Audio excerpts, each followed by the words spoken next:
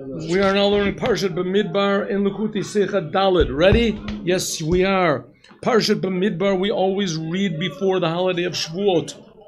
The reason for this is in order to separate between the curses in Parshas Bechukotai and between the holiday of Matan Torah when we got the Torah.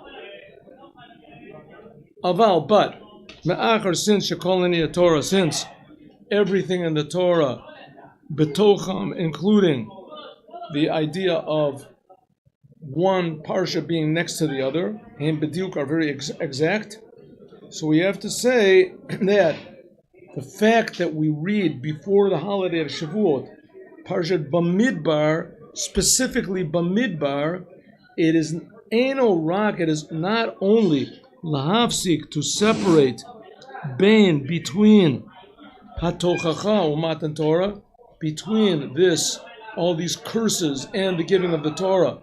Okay, with me, Herschel. Ki'im, gam, mishum, but also because she'enyanim, hanidunim, b'parsha, the things which are spoken of here, mehavim hachana leKabbalat Torah, must be somehow or other a preparation for the giving of the Torah.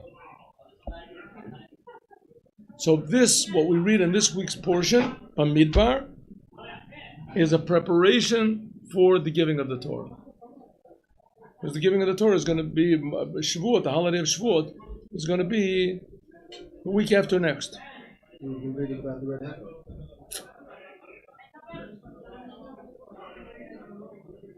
This week's portion. Oh no, I'm sorry. I'm thinking of. No. Yeah. What is what is this thing of Parshas Bamidbar? What does it say in Parshat Bamidbar? Bamidbar is mainly counting the Jews. What do we talk about in this week's portion? Counting the Jews.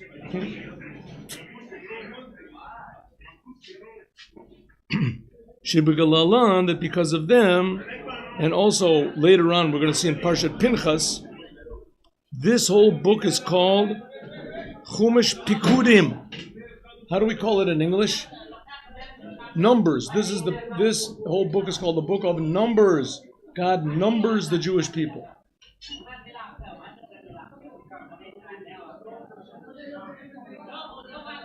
Keshem Shematzinu, similarly we find another counting, which is Hachanad L'Matan Torah, Sfirat Omer. Counting of the Omer. We also count. Tzorich Lahavin, we have to understand what is so great about minyan. What is so great about counting? To the degree Shehu Mahave Hachana L'Matan Torah, that it is a preparation for the giving of the Torah.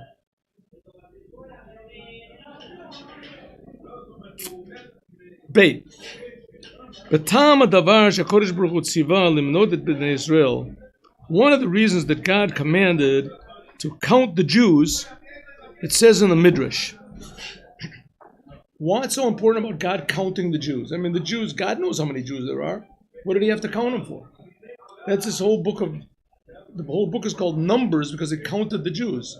Well, God doesn't know how many Jews there are? Of course he does. So why was it so necessary to count them? Says in the Midrash, Midrash Rabbah, it says, Nimshalu Yisrael, the Jewish people are compared Ka'arema shel chitim, like a big pile of wheat. Ma chitim halalu nichnasim la'otzar b'minyan. Just as when you put wheat into a silo for storage, you do it by counting how many bushels there are. Kach Omer Kodesh Baruch Hu, also God says, Shiyiyu Yisrael nimlim b'kol shah. The Jews should also be counted every hour. They're very valuable to God. They're God's possessions, and God wants to count them all the time. Ach eno moving, but it's not understood. Adam mone chitim ipenei chashivusam. A person counts wheat because they are important. V'yakarim, and they are dear. Kadeshi Adam Inyanam, to know how many there are. But God, He doesn't have to count the Jews. Yodea mispar b'nei Israel. He already knows the number of the Jews without counting them. If so, why does God count them? He has any doubt how many there are? He doesn't know. What do you say? I think that's just God's personality. God knows everything. Right. But He does it because it's His personality. Accent is God's personality. It talks about this a bit in the Machshir. Let's look at numbers. 7 is where blessing is.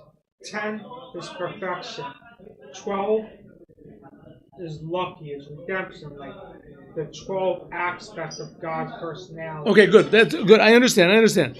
That's not exactly the reason why God wants to know how many Jews there are when we count them. Why does He want us to count God? We'll see. Let's see. But it's not understood. I'm sorry. Fa'alulim katuv al kach b'shlah. This is written in another great book, which is called the Shlah. Shlah is Rabbi Yeshiva Ohr Tmimim. He wrote a book called Shnei Luchot Habrit. That's what he called it, Shnei Luchot Habrit. The 2 books of the covenant. The Chabad rabbis were very, very influenced by the Shlah, by Rabbi Yeshiva Ohr Tmimim. Very deeply influenced by him. He lived shortly before that. He's buried in Tiberia. Hadavar muva umavur b'chasidut. The Shalah explains it, and it's talked about in Chassidut. Shebakach shemanu et bnei Yisrael, that when the Jews make a census and count how many there are, nasa davar shebeminyan, the Jewish people became a thing which is counted.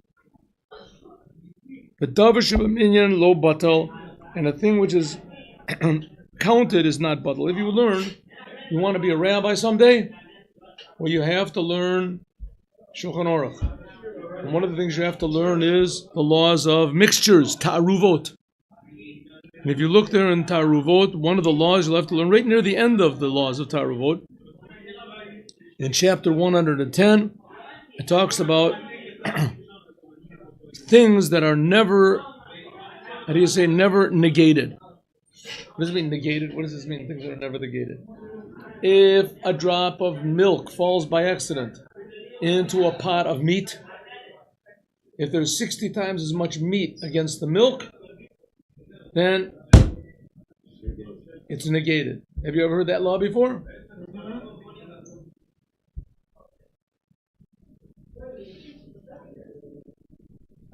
You okay? Yep. You have to think only positive things. Only positive things. You're a Jew. Hashem loves you. You're alive. You're in yeshiva. A Jew has to not let anything in the world get him down. Let me explain what happens if he does. No, I don't want to hear it. Don't think about it anymore. It's a thing you must not think about it anymore. It's out of your hands. Yep. Especially not to get aggravated about your own thoughts.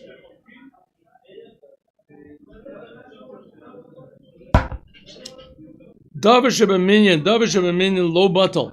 A thing which is counted can never. That's a man. The world does not affect us. There's bad things in the world. It's their problem, not our problem. We have to think only about Hashem, and nothing can touch you. That's right. Davar shebeminyan lo batal, and a thing which is counted can never be negated. Yisrael bein ha'umos, the Jews among the non-Jews, ha'olam, the non-Jews of the world, hariyem kivsa bein shivim zevim. They are like one sheep among 70 wolves. You ever see one sheep in the middle of 70 wolves? Usually it's exactly the opposite. 70 sheep in one wolf, it's already very dangerous. Let's stop here. What's that?